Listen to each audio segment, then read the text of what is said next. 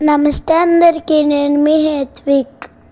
ఈరోజు ఈ వీడియోలో మా అమ్మమ్మ తాతయ్య వాళ్ళ ఇంటి దైవమైన శ్రీ పార్వతీదేవి గుడి చూపిస్తాము. ఈ అమ్మవారు ఒక ఇంట్లో ఉంటారు. 100 సంవత్సరాలు క్రితం నుండి ఈ అమ్మవారిని పూజిస్తారు.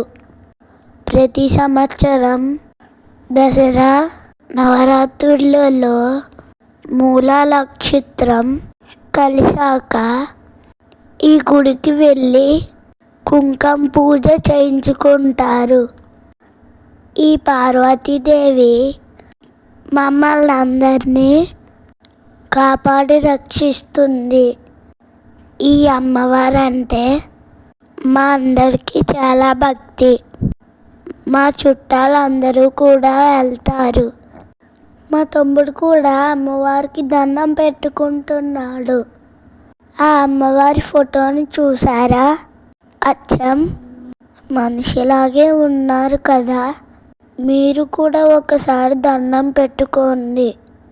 ఈ అమ్మవారు కాకినాడలో ఒక చిన్న ఇంట్లో ఉంటారు. ఓం శ్రీ మాత్రే నమః. ఓం శ్రీ మాత్రే నమః.